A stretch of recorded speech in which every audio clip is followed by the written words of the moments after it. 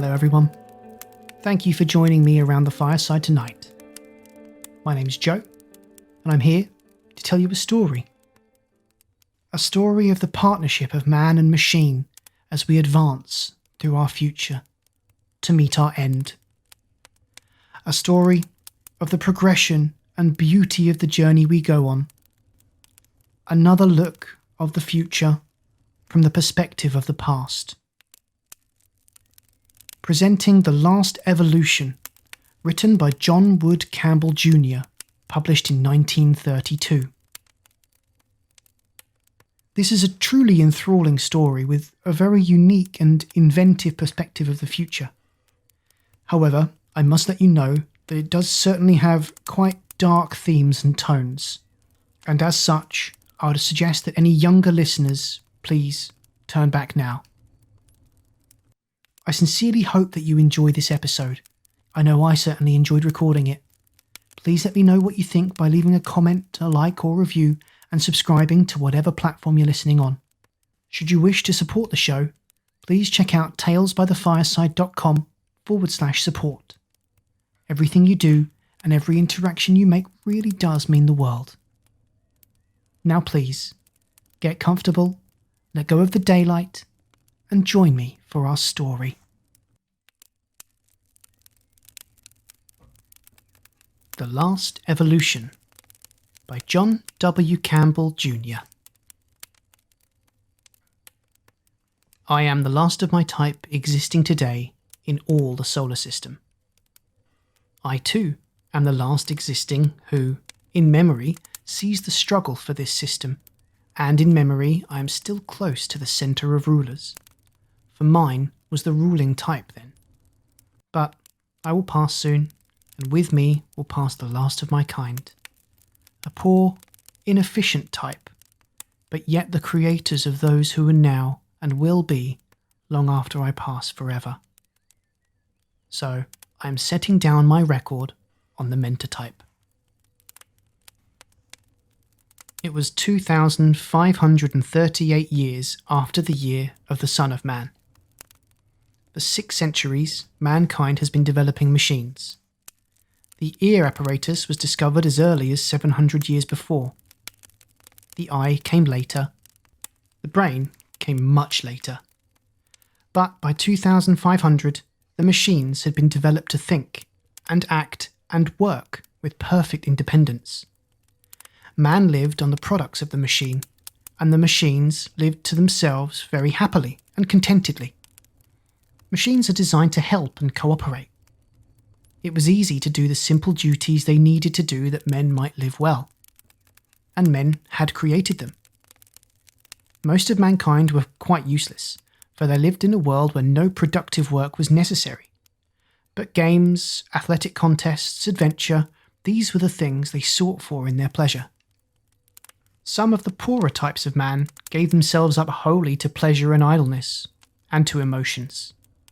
But man was a sturdy race which had fought for existence through 1,000,000 years, and the training of 1,000,000 years does not slough quickly from any form of life, so their energies were bent to mock battles now, since real ones no longer existed.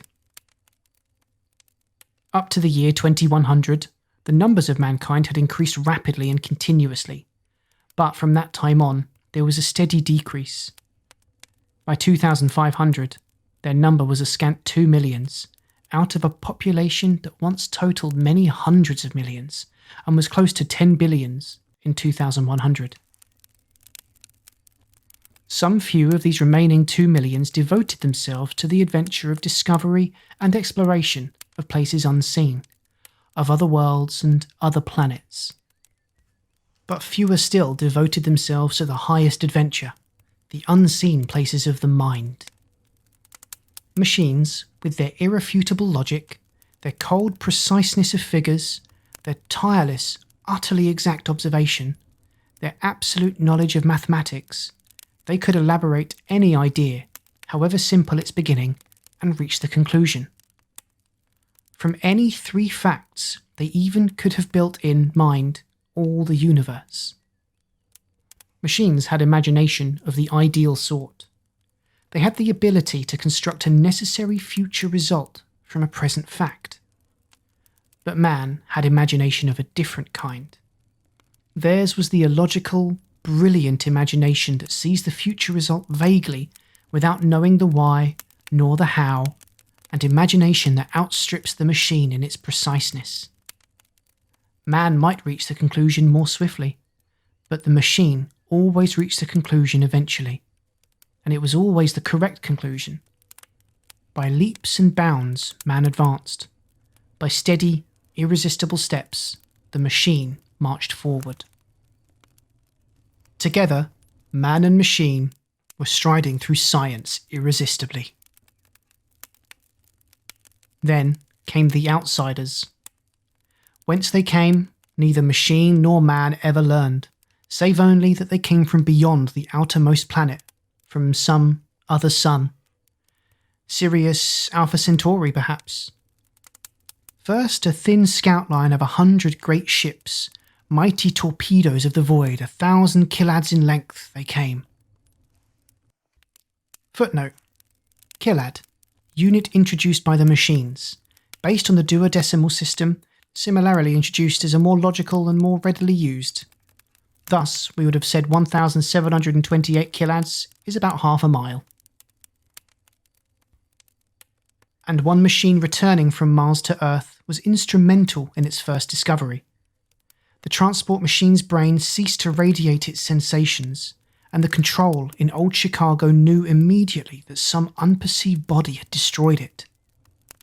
An investigation machine was instantly dispatched from the Demos, and it maintained an acceleration of 1,000 units. Footnote: 1 unit is equal to 1 Earth gravity. They sighted 10 huge ships, one of which was already grappling the smaller transport machine. The entire foresection had been blasted away. The investigation machine, scarcely 3 inches in diameter, crept into the shattered hull and investigated.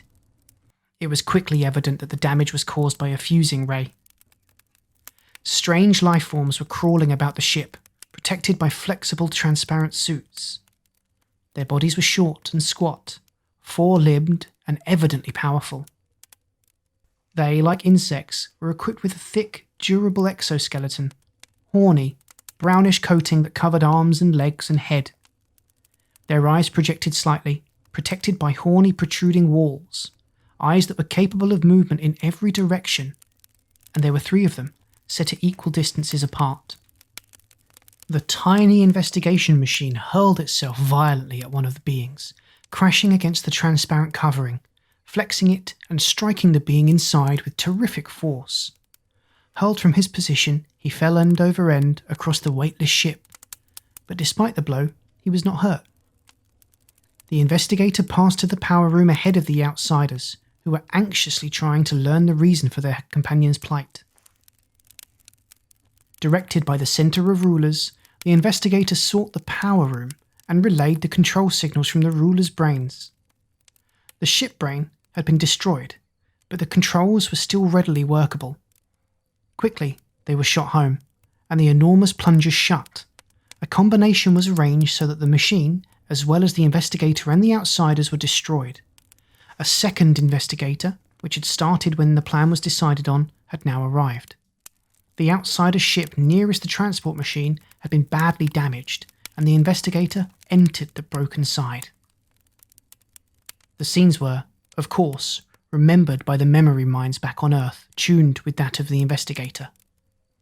The investigator flashed down corridors, searching quickly for the apparatus room. It was soon seen that with them the machine was practically unintelligent, very few machines of even slight intelligence being used. Then it became evident by the excited action of the men on the ship that the presence of the investigator had been detected. Perhaps it was the control impulses, or the signal impulses it emitted. They searched for the tiny bit of metal and crystals for some time before they found it, and in the meantime it was plain that the power these outsiders used was not, as was ours of the time, the power of blasting atoms, but the greater power of disintegrating matter. The findings of this tiny investigating machine were very important. Finally, they succeeded in locating the investigator, and one of the outsiders appeared armed with a peculiar projector. A bluish beam snapped out, and the tiny machine went blank. The fleet was surrounded by thousands of the tiny machines by this time, and the outsiders were badly confused by their presence, as it became difficult to locate them in the confusion of signal impulses. However, they started at once for Earth. The science investigators had been present toward the last, and I am there now, in memory, with my two friends long since departed. They were the greatest human science investigators, Rowell 25374 and Trest 35429. Rowell had quickly assured us that these outsiders had come for invasion. There had been no wars on the planets before that time in the direct memory of the machines, and it was difficult that these who were conceived and built for cooperation, helpfulness utterly dependent on cooperation, unable to exist independently as were humans, that these life forms should care to destroy merely that they might possess. It would have been easier to divide the works and the products, but life alone can understand life, so Rowell was believed. From investigations, machines were prepared that were capable of producing considerable destruction. Torpedoes, being our principal weapon, were equipped with such atomic explosives as had been developed for blasting, a highly effective induction heat ray developed for furnaces being installed in some of the small machines made for the purpose in the few hours we had before the enemy reached Earth. In common with all life forms, they were able to withstand only very meagre Earth acceleration. A range of perhaps 4 units was their limit, and it took several hours to reach the planet. I still believe the reception was a warm one. Our machines met them beyond the orbit of Luna, and the directed torpedoes sailed at the 100 great ships. They were thrown aside by a magnetic field surrounding the ship, but were redirected instantly and continued to approach. However, some beams reached out and destroyed them by instant volatilization, but they attacked at such numbers that fully half the fleet was destroyed by their explosions before the induction beam fleet arrived. These beams were, to our amazement, quite useless, being instantly absorbed by a force system, and the remaining ships sailed on undisturbed, our torpedoes being exhausted. Several investigator machines sent out for the purpose soon discovered the secret of the force screen, and while being destroyed, were able to send back signals up to the moment of annihilation. A few investigators thrown into the heat beam of the enemy reported it identical with ours, explaining why they had been prepared for this form of attack. Signals were being radiated from the remaining 50 along a beam. Several investigators were sent along these beams, speeding back at great acceleration. Then, the enemy reached Earth. Instantly, they settled over the Colorado settlement, the Sahara colony, and the Gobi colony.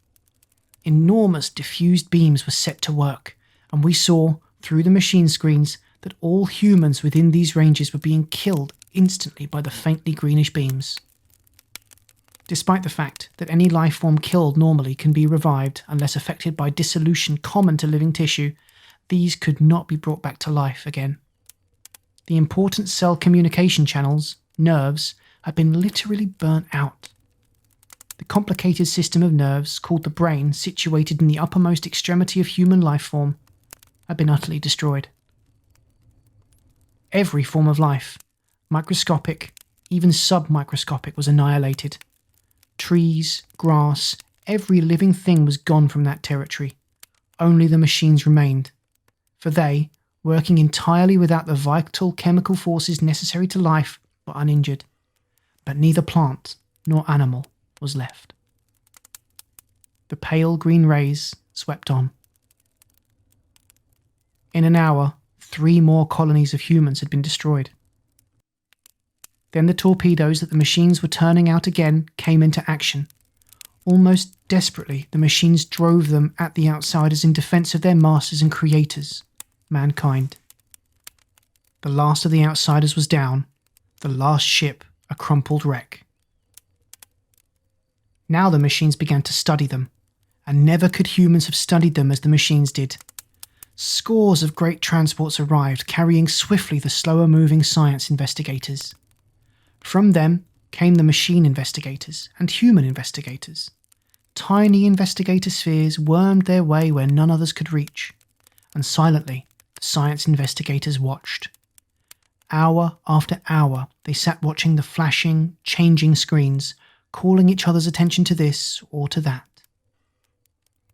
In an incredibly short time, the bodies of the outsiders began to decay, and the humans were forced to demand their removal.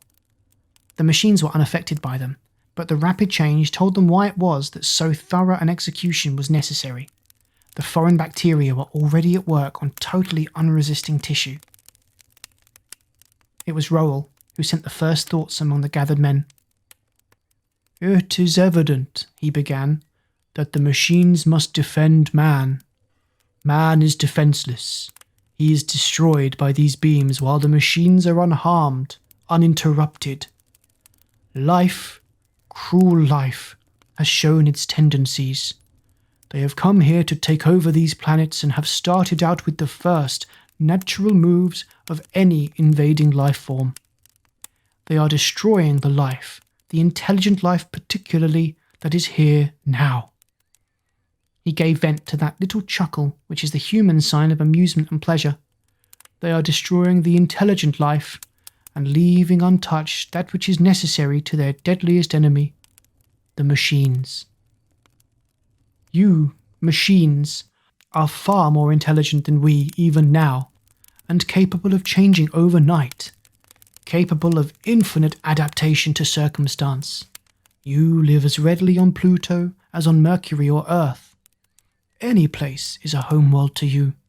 You can adapt yourselves to any condition, and, most dangerous to them, you can do it instantly. You are their most deadly enemies and they realize it. They have no intelligent machines. Probably they can conceive of none. When you attack them, they merely say, 'The life form of Earth is sending out controlled machines. We will find good machines we can use.' They do not conceive that those machines which they hope to use are attacking them. Attack, therefore. We can readily solve the hidden secret of their force screen." He was interrupted. One of the newest science machines was speaking.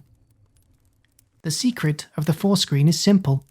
A small X-ray machine, which had landed near, rose into the air at the command of the scientist machine, X-5638, it was, and trained upon it the deadly induction beam. Already with his parts, X-5638 had constructed the defensive apparatus for the ray fell harmless from his screen."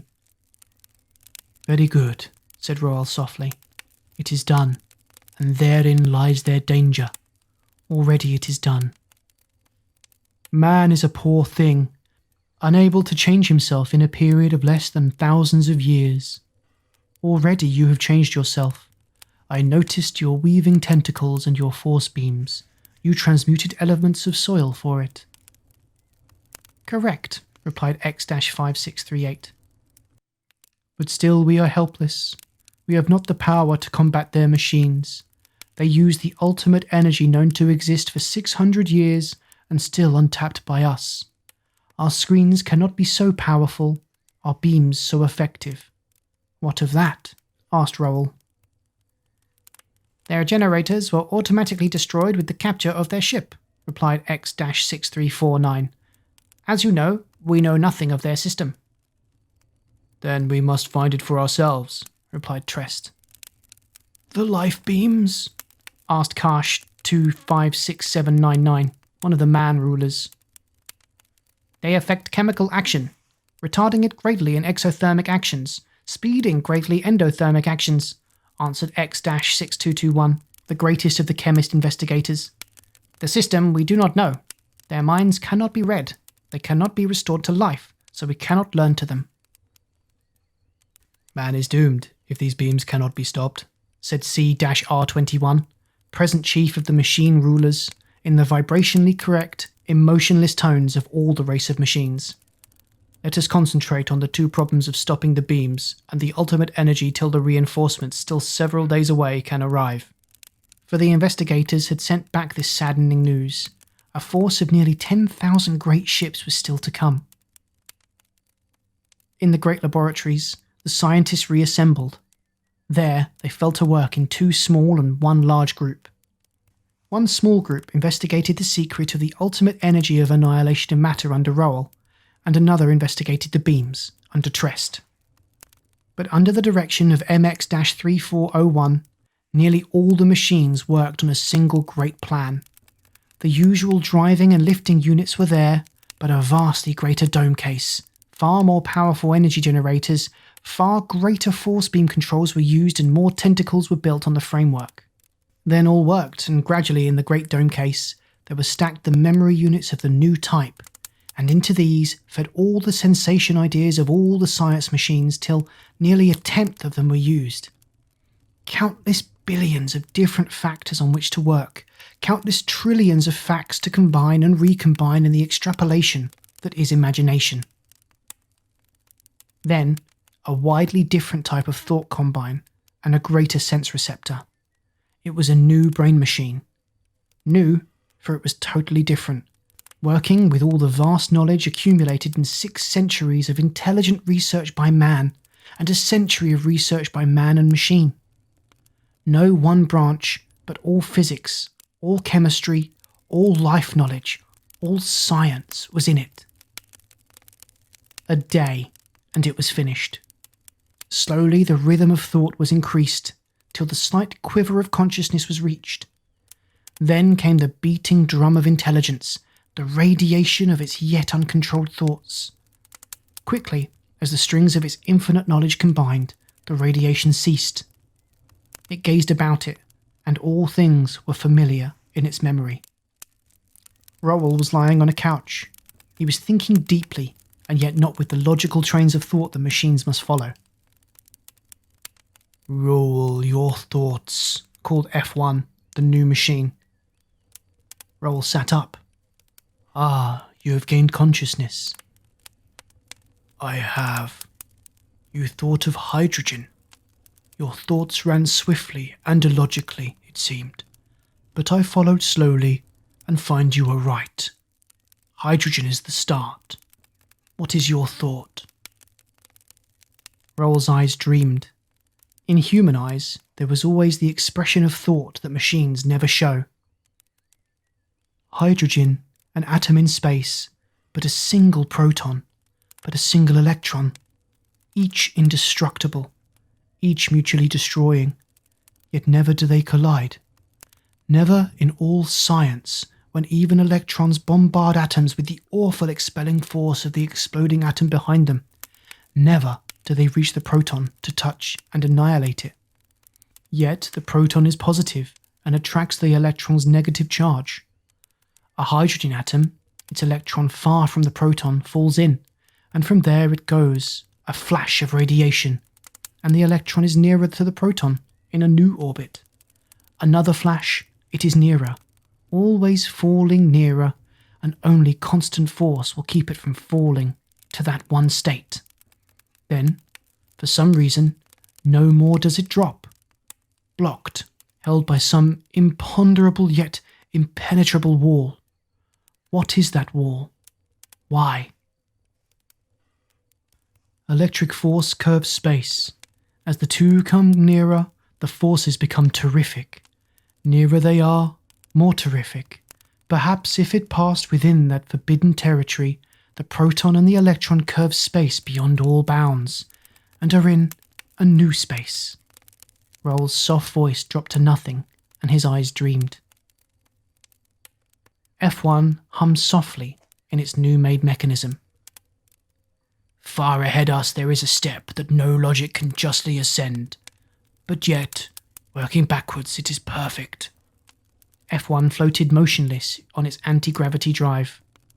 Suddenly, force shafts gleamed out, tentacles became writhing masses of rubber-covered metal, weaving in some infinite pattern, weaving in flashing speed, while the whir of air sucked into a transmutation field whined and howled about the writhing mass.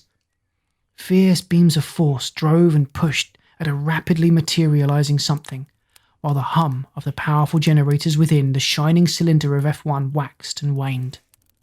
Flashes of fierce flame, sudden crashing arcs that glowed and snapped in the steady lights of the laboratory, and glimpses of white-hot metal supported on beams of force. The sputter of welding, the whine of transmuted air, and the hum of powerful generators blasting atoms were there, all combined to a weird symphony of light and dark, of sound and quiet. About F1 were clustered floating tiers of science machines, watching steadily. The tentacles writhed once more, straightened, and rolled back.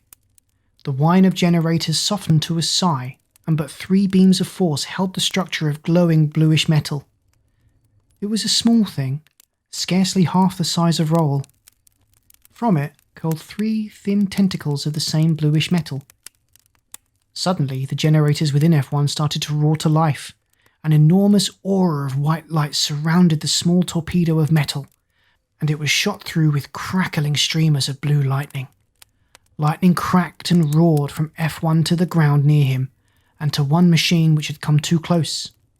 Suddenly, there was a dull snap, and F1 fell heavily to the floor, and beside him fell the fused, distorted mass of metal that had been a science machine. But before them, the small torpedo still floated, held now on its own power. From it came waves of thought, the waves that man and machine alike could understand. F1 has destroyed his generators. They can be repaired. His rhythm can be re-established. It is not worth it. My type is better. F1 has done his work. See. From the floating machine there broke a stream of brilliant light that floated like some cloud of luminescence down a straight channel. It flooded F1, and as it touched it, F1 seemed to flow into it and float back along it in atomic sections. In seconds, the mass of metal was gone. It is impossible to use that more rapidly. However, lest the matter disintegrate instantly to energy. The ultimate energy which is in me is generated. F1 has done its work, and the memory stacks that he has put in me are electronic, not atomic, as they are in you, nor molecular as in man. The capacity of mine are unlimited. Already they hold all memories of all the things each of you has done, known, and seen. I shall make others of my type. Again, that weird process began, but now there were no flashing tentacles. There was only the weird glow of forces that played with and laughed at matter, and its futilely resisting electrons. Lurid flares of energy shot up. Now and again they played over the fighting, mingling, dancing forces. Then suddenly the whine of transmuted air died, and again the forces strained. A small cylinder, smaller even than its creator, floated where the forces had danced. "The problem has been solved, F2?" asked Rowell. "It is done, Rowell. The ultimate energy is at our disposal," replied F2. "This I have made is not a scientist. It is a coordinator machine. A ruler." "F2, only a part of the problem is solved. Half of the beams of death are not yet stopped, and we have the attack system," said the ruler machine. Force played from it, and on its side appeared CRU-1 in dully glowing golden light. "Some life form, and we shall see," said F2. Minutes later, a life form investigator came with a small cage which held a guinea pig. Forces played about the base of F2, and moments later came a pale green beam therefrom. It passed through the guinea pig, and the little animal fell dead. "At last we have the beam. I can see no screen for this beam. I believe there is none. Let machines be made that attack the enemy life form." Machines can do things much more quickly and with fuller cooperation than man ever could. In a matter of hours, under the direction of CRU-1, they had built a great automatic machine on the clear, bare surface of the rock. In hours more, thousands of the tiny, material, energy-driven machines were floating up and out. Dawn was breaking again over Denver, where this work had been done, when the main force of the enemy drew near Earth. It was a warm welcome they were to get, for nearly 10,000 of the tiny ships flew up and out from Earth to meet them, each a living thing unto itself, each willing and ready to sacrifice itself for the whole. 10,000 giant ships, shining dully in the radiance of a far-off blue-white sun, met 10,000 tiny darting motes, 10,000 tiny machine ships capable of manoeuvring far more rapidly than the giants. Tremendous induction beams snapped out through the dark, star-flecked space to meet tremendous screens that threw them back and checked them. Then, all the awful power of annihilating matter was thrown against them, and titanic flaming screens reeled back under the force of the beams, and the screens of the ships from outside flamed gradually violet, then blue, orange, red. The interference was getting broader and ever less effective. Their own beams were held back by the very screens that checked the enemy beams, and not for the briefest instant could matter resist that terrible driving beam. For F1 had discovered a far more efficient release generator than had the outsiders. These tiny dancing motes, that hung now so motionlessly grim beside some giant ship, could generate all the power they themselves were capable of, and within them strange horny-skinned men worked and slaved as they fed giant machines, poor, inefficient giants. Gradually these giants warmed, grew hotter, and the screen ship grew hotter as the overloaded generators warmed it. Billions of flaming horsepower flared into wasted energy, twisting space in its mad conflict. Gradually, the flaming orange of the screens was dying, and flecks and spots appeared so dully red that they seemed black. The greenish beams had been striving to kill the life that was in the machines, but it was life invulnerable to these beams. Powerful radio interference vainly attempted to stem imagined control, and still these intelligent machines clung grimly on.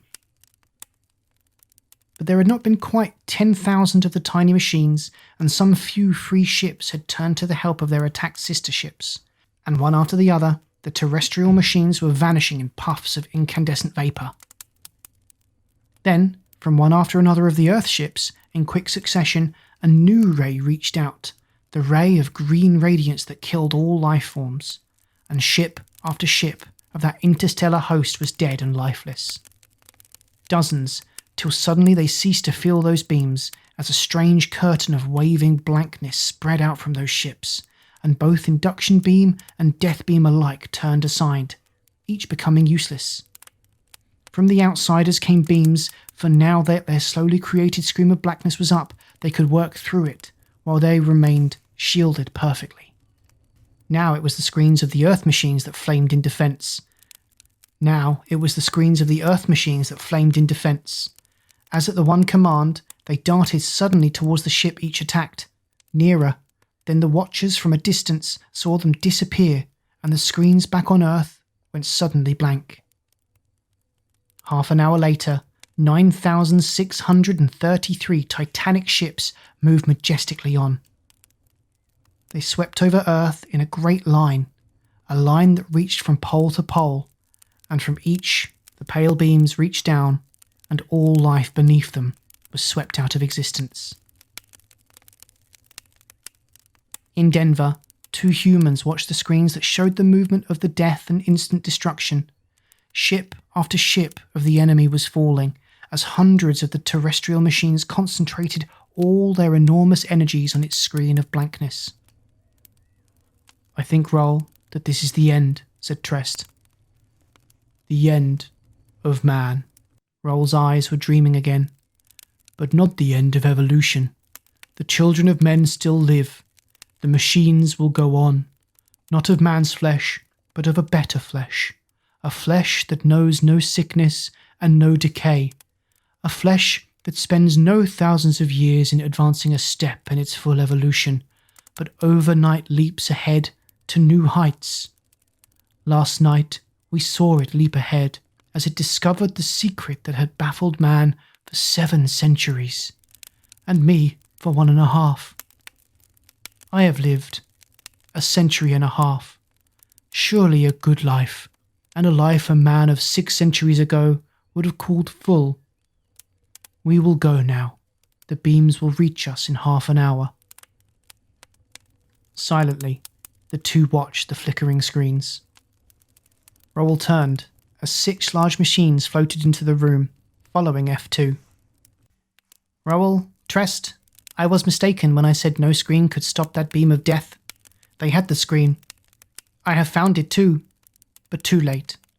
These machines I have made myself. 2 lives alone they can protect, but not even their power is sufficient for more. Perhaps they may fail. The 6 machines ranged themselves about the 2 humans, and a deep-toned hum came from them. Gradually, a cloud of blankness grew. A cloud like some smoke that hung about them. Swiftly it intensified. The beams will be here in another 5 minutes, said Tress quietly. The screen will be ready in 2, answered F2. The cloudiness was solidifying, and now strangely it wavered and thinned as it spread out across, and like a growing canopy it arched over them. In 2 minutes it was a solid, black dome that reached over them and curved down to the ground about them. Beyond it, nothing was visible. Within, only the screens glowed still, wired through the screen. The beams appeared, and swiftly they drew closer. They struck, and as Trest and Rowell looked, the dome quivered and bellied inward under them. F2 was busy. A new machine was appearing under his lightning force beams. In moments, more of it was complete and sending a strange violet beam upwards towards the roof. Outside, more of the green beams were concentrating on this one point of resistance. More. The violet beams spread across the canopy of blackness, supporting it against the pressing, driving rays of pale green. Then the gathering fleet was driven off, just as it seemed that the hopeless, futile curtain must break and admit a flood of destroying rays. Great ray projectors on the ground drove their terrible energies through the enemy curtains of blackness as light illumines and disperses darkness. And then, when the fleet retired, on all Earth, the only life was under that dark shroud. "We are alone, Trest," said Rowell. "Alone now, in all the system, save for these, the children of men, the machines. Pity that men would not spread to other planets," he said softly. "Why should they? Earth was the planet for which they were best fitted." "We are alive, but is it worth it? Man is gone now, never to return.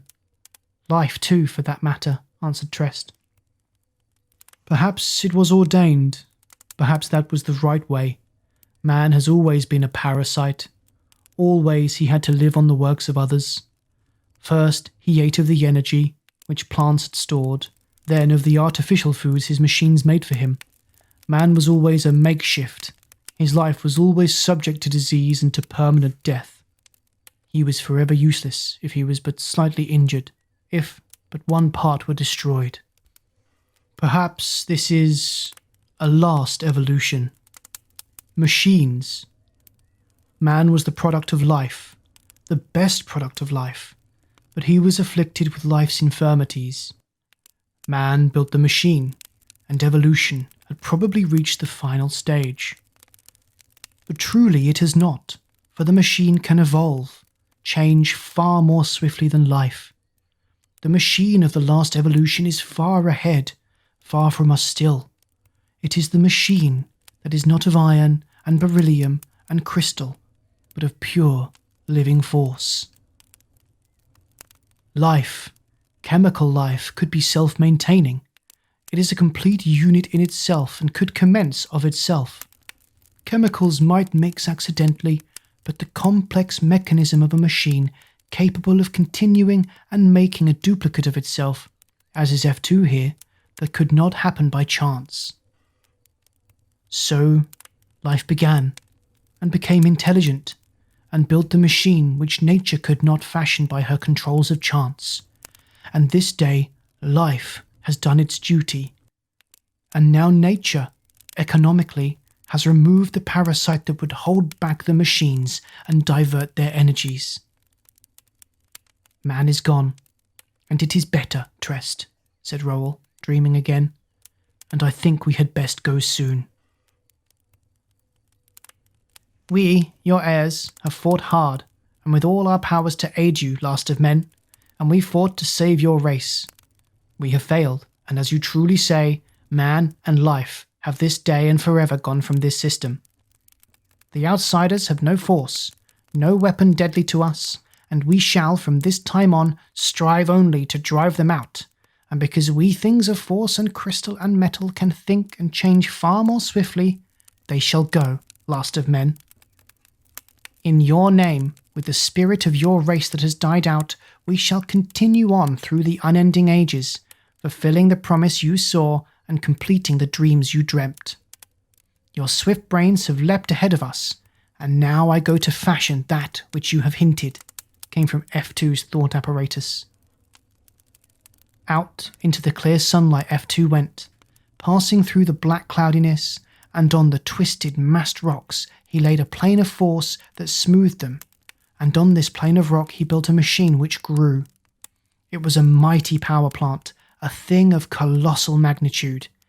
Hour after hour his swift flying forces acted, and the thing grew, moulding under his thoughts, the deadly logic of the machine inspired by the leaping intuition of man.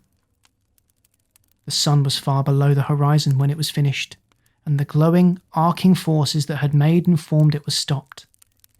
It loomed ponderous, dully gleaming in the faint light of a crescent moon and pinpoint stars. Nearly 500 feet in height, a mighty, bluntly rounded dome at its top, the cylinder stood, covered over with smoothly gleaming metal, slightly luminescent in itself. Suddenly, a livid beam reached from F2, shot through the wall and to some hidden inner mechanism, a beam of solid, livid flame that glowed in an almost material cylinder. There was a dull, drumming beat, a beat that rose and became a low-pitched hum.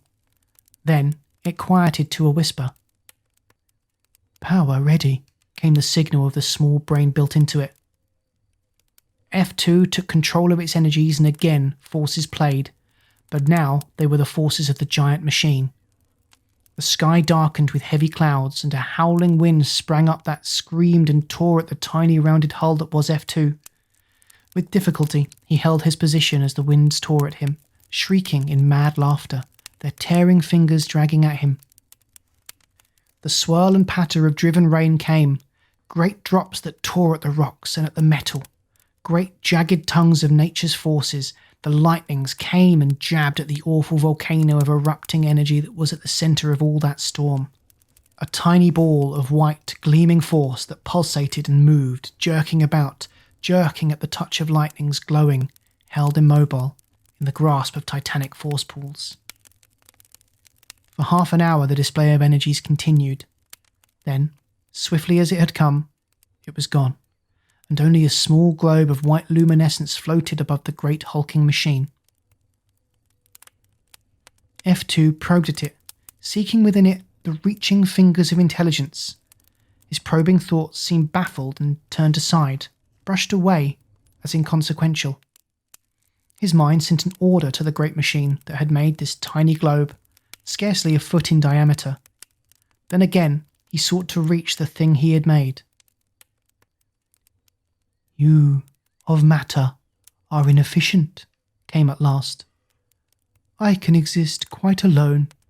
A stabbing beam of blue-white light flashed out, but F2 was not there, and even as that beam reached out, an enormously greater beam of dull red reached out from the great power plant. The sphere leaped forward, the beam caught it, and it seemed to strain, while terrific flashing energies sprayed from it. It was shrinking swiftly. Its resistance fell, the arcing decreased, the beam became orange, and finally green. Then the sphere had vanished. F2 returned, and again the wind whined and howled, and the lightnings crashed, while titanic forces worked and played. CRU-1 joined him, floated beside him, and now a red glory of the sun was rising behind them, and the ruddy light drove through the clouds. The forces died, and the howling wind decreased, and now, from the black curtain, Rowell and Trest appeared. Above the giant machine floated an irregular globe of golden light, a faint halo about it of deep violet. It floated motionless, a mere pool of pure force. Into the thought apparatus of each, man and machine alike, came the impulses, deep in tone, seeming of infinite power, held gently in check. Once you failed, F2. Once you came near destroying all things. Now you have planted the seed. I grow now. The sphere of golden light seemed to pulse, and a tiny ruby flame appeared within it. That waxed and waned, and as it waxed, there shot through each of those watching beings a feeling of rushing, exhilarating power, the very vital force of well-being. Then it was over, and the golden sphere was twice its former size, easily 3 feet in diameter, and still that irregular, hazy aura of deep violet floated about it.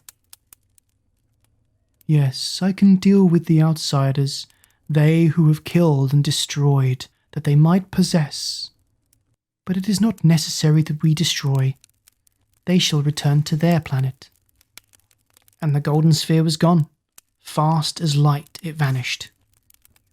Far in space, headed now for Mars that they might destroy all life there, the golden sphere found the outsiders. A clustered fleet that swung slowly about its own centre of gravity as it drove on. Within its ring was the golden sphere. Instantly they swung their weapons upon it, showering it with all the rays and all the forces they knew. Unmoved, the golden sphere hung steady. Then its mighty intelligence spoke. Life form of greed, from another star you came, destroying forever the great race that created us, the beings of force and the beings of metal. Pure force am I. My intelligence is beyond your comprehension.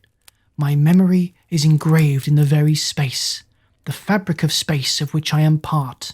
Mine is energy drawn from that same fabric. We, the heirs of man, alone are left. No man did you leave. Go now to your home planet, for see, your greatest ship, your flagship, is helpless before me. Forces gripped the mighty ship, and as some fragile toy it twisted and bent, and yet was not hurt. In awful wonder those outsiders saw the ship turned inside out, and yet it was whole, and no part damaged. They saw the ship restored, and its great screen of blankness out, protecting it from all known rays. The ship twisted, and what they knew were curves, yet were lines and angles that were acute, were somehow straight lines. Half mad with horror, they saw the sphere send out a beam of blue-white radiance, and it passed easily through that screen, and through the ship, and all energies within it were instantly locked. They could not be changed. It could be neither warmed nor cooled. What was open could not be shut, and what was shut could not be opened. All things were immovable and unchangeable for all time. Go, and do not return. The outsiders left, going out across the void, and they have not returned, though 5 great years have passed, being a period of approximately 125,000 of the lesser years, a measure no longer used, for it is very brief.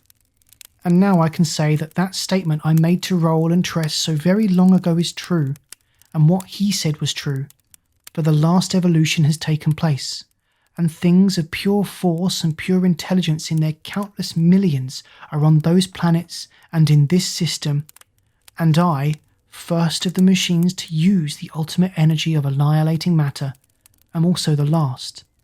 And this record being finished, it is to be given unto the forces of one of those force intelligences, and carried back through the past and returned to the earth long ago.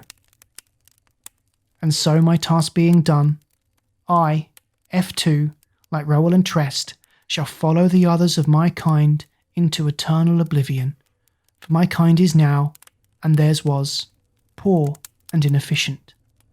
Time has worn me, and oxidation attacked me, but they of force are eternal and omniscient. This I have treated as fictitious. Better so, for man is an animal to whom hope is as necessary as food and air. Yet this, which is made of excerpts from certain records on thin sheets of metal, is no fiction, and it seems I must so say. It seems now, when I know that this is to be, that it must be so, for machines are indeed better than man, whether being of metal or being of force. So, you who have read, believe as you will, then think, and maybe you will change your belief. The end. Good night.